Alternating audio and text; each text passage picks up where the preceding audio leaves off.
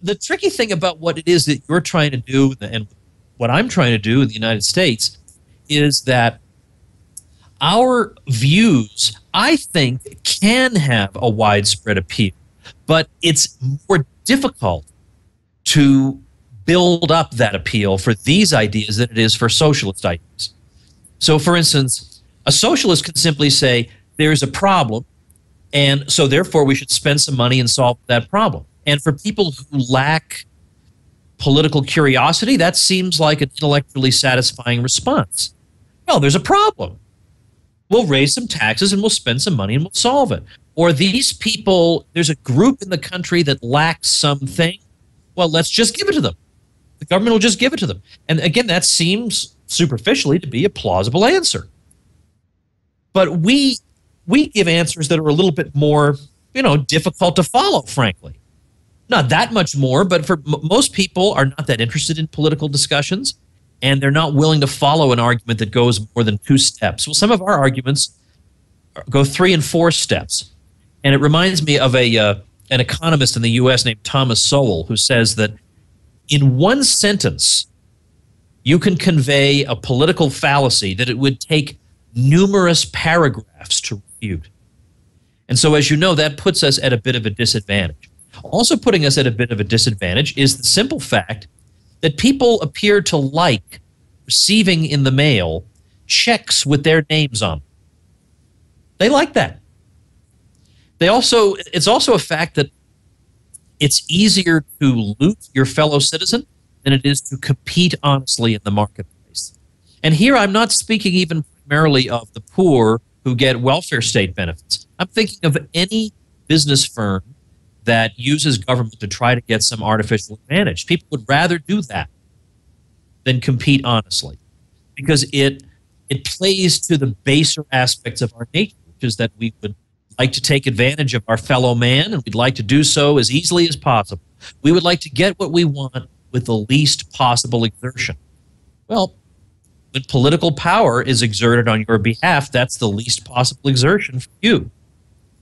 Then we have to deal with the fact that there is an entrenched bureaucracy in all the countries of the world that stands to lose everything if we are victorious. If we were to just clean house and start shutting down agencies and firing everybody, well, these people would lose everything they have. They'd lose their power and influence and wealth.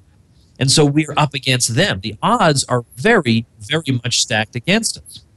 Then we add to that the fact that the government has people the most, well, let's say when they're at their most intellectually vulnerable, when they're at their most impressionable in the schools, the government has them. Now, in the United States, speak of Norwegian schools, maybe in Norwegian schools they're teaching free markets and the rule of law and private property. Not in the U.S. And so what we have to do is, after 12, 13 years of propaganda, we have to deprogram everybody. We have to basically say, everything you just learned over that past dozen years, forget all that. We're going to teach you something entirely different. However, there is an advantage to this, which is that when you get people when they're still young, they're college age, they still have that rebellious instinct. And so you can play to that. You can say, come on, what kind of rebel are you? You're just going to swallow everything they taught you at school? Come on, you're better than that. And then they think, oh, wait a minute. Yeah, I am better than that, doggone it. What is it that they didn't teach me in school? We might as well take advantage of the fact that young people have this instinct, that they want to rebel against some of the establishment ideas that they've taught. We also have to deal with the fact that socialism and government intervention, these things play to envy, which is a very powerful sentiment. And again, I mean, I don't want to be uncharitable, but I do think socialism plays to stupidity. Because, again, it just teaches the idea you want something, just demand it. There's no attempt to understand how society works, how exchange works, how the division of labor works. There's none of that. And as I say, when I say that our arguments are a little bit more advanced, I'll give you an example. In the U.S., labor unions are very much on the decline, except in the public sector. Labor unions are on the decline.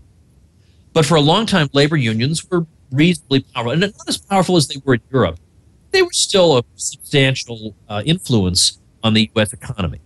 And the argument for labor unions, of course, was that in the absence of labor unions, workers will be terribly exploited, and they'll have to, they'll be paid pennies per hour, and they'll barely survive.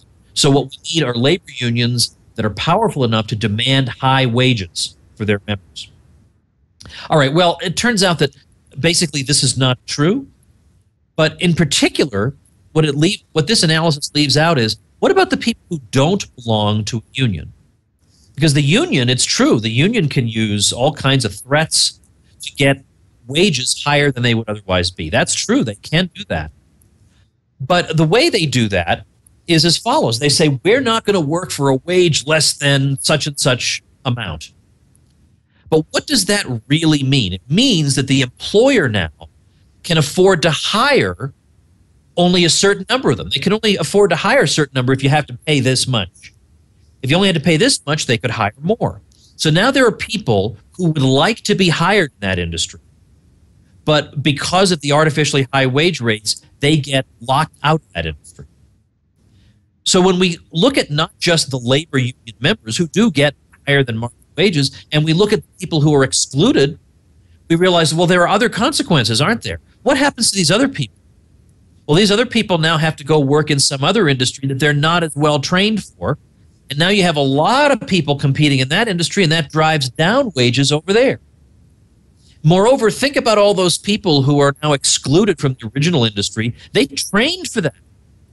We used society's resources to train them for that, and now they can't do it. So those resources have all been wasted. So it's not like some people get higher wages, other people get lower wages, and it's just a wash. There's all this waste that means it's worse than a wash, which means it's worse than we all break even. Society loses. And then you realize there are a million other problems with labor unionism. The union work rules that basically obligate companies to operate efficiently. I remember a situation where I was in a lecture hall and the professor had a cassette tape he was playing. He could not flip the cassette tape over. A union worker we had to stop everything, call in a union worker, and he had to come in and turn the cassette tape.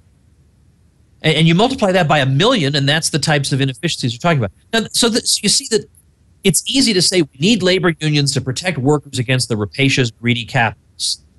But then when you look at the real consequences of it, the long-term consequences for everybody are very bad for labor unions. It takes a lot longer to explain.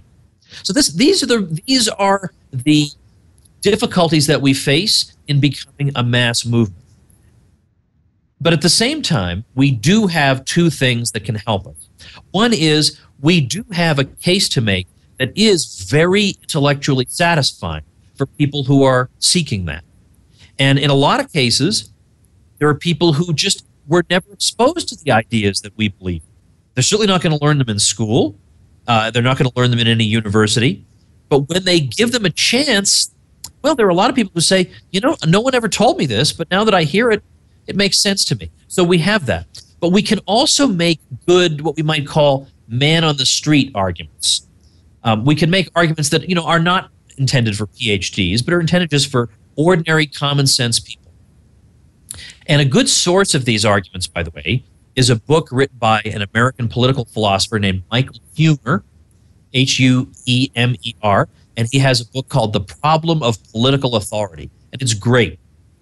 He does not talk about the non-aggression principle or some of these ideas that we associate with modern libertarianism. He doesn't talk about natural rights, and I believe in both of those things, by the way. But instead, he just focuses on analogies.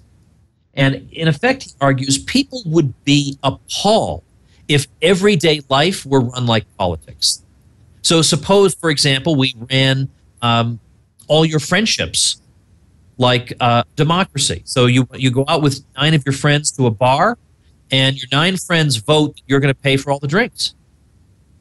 Well, you would say, well, wait a minute, why do I have to pay for all the drinks? Well, because we voted, and you're outnumbered. Well, okay, but I have my rights, don't I? But not in a majority rule democracy, you don't.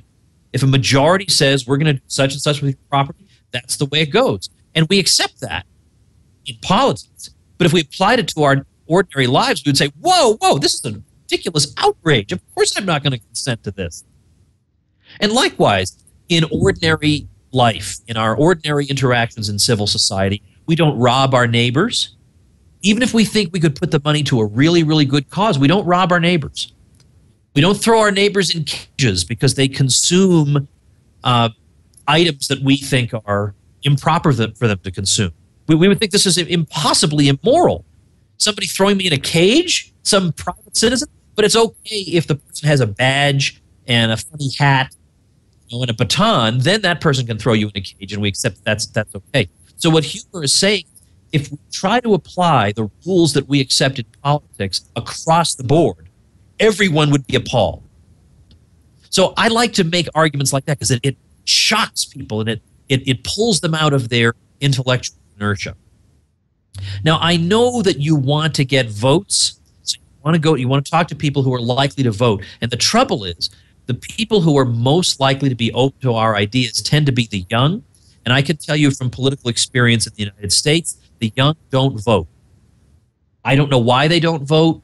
I don't know if it's just laziness or they're hungover and drunk, or I don't know what it is. I don't know why they don't vote, but they don't vote, and it's very discouraging because, of course, we had a politician over here named Ron Paul who did very, very well among young people, but they didn't show up to the polls. They didn't vote. However, recruiting the young you should think of as a long-term investment, because when you appeal to the young, you're appealing to people who haven't yet settled on any firm ideological commitments. And that's when people are most likely to give you a listen. When they're my age, when they're 43, they're not going to listen. I mean, it's not that I shouldn't say they're not going to listen, but they're less likely to listen. They're less likely in the middle of their lives to have a complete revolution in the way they look at the world. I'm not saying that doesn't happen. I'm saying it happens less frequently than it does with the young. And moreover, I recently on my podcast at tomwoods.com, I had a guest on from Australia who made a point that I had never thought of, but as soon as he said it, I knew it was right. That, and I'm using liberal, of course, in the European sense. He says, I've noticed that ideological movement between liberals and socialists or interventionists is only one way. He says, I come across a lot of people who say, I used to be a government interventionist, I used to be a socialist, and then I finally was exposed to liberal ideas. No one had bothered to tell me about them, and then I was exposed, and then it changed my mind. He said, I never come across somebody who's a socialist who says, I'm a socialist, I used to be a liberal, I used to believe in free markets and all that stuff, and then I decided that government intervention was the solution. You just don't really find those people. It's just one way. So when you can introduce liberalism to somebody, they tend to stick with it. So it's a good long-term investment. So again, also appeal to that natural rebelliousness. Not only why are you just, lazily accepting what they taught you in school, but also why are you implicitly accepting the state's idea that you are a helpless boob? And if it weren't for the state and its interventions, why, you would be earning 1 cent an hour. And I'm sorry, I'm using American money. But, in other words, if it weren't the government, who would look after your health and would look after you in your old age, and you would be totally helpless and pathetic. You're really just going to sit there and accept that? Because that is a bit insulting, right? I mean, don't you have a little more pride in yourself? So I would appeal to that in them. And finally, I would tell you that in the United States, the United States is sort of thought of as the free market country. I don't know why. It's more free market than some European countries, I'll grant you. But it's still heavily, heavily interventionist. The banking system in particular is extremely heavily regulated in the U.S. And yet if you ask the average person thinks the banking system is a wild west of free competition. No. It is so heavily regulated. It's unbelievable, but nobody knows that. Well, we finally began to get some traction for our ideas, that to the point where we at least have to be included in the conversation. We at least are being given a grudging hearing by some people. This happened after the 2008 financial crisis, because we had some answers. And it's interesting, Paul Krugman, who is maybe you know him, he probably has given Norway terrible advice too. He's a Nobel Prize winner, and he writes for the New York Times. And he even said, forget about trying to figure out how we got into this mess. Let's try and get out of it. Well, a lot of economists really had no idea. They couldn't understand. We've done everything right. We've kept interest rates really low. We've stimulated the economy. We've intervened. We've grown the budget. We've grown the budget deficit. We've done everything. They had no idea what was going on. And yet our economists had predicted that something was going to happen like this. And so we began to get a hearing we hadn't gotten before. Now, in the United States, though, the propagandists do their best to make people think that what we've had for the past 30 or 40 years is free markets. And so if anything goes wrong, it's the fault of free markets. The benefit and the advantage you have in Norway is there's no way anybody can say that. There's no way anybody can say the liberals have been in charge in Norway for the past half century. No, they haven't. You know, only a complete blockhead would think that. So nobody can blame you if and when things go wrong. And that will also put you in a good position. So, all right. So there we have it. We have a very difficult task ahead of us. Let's not sugarcoat that.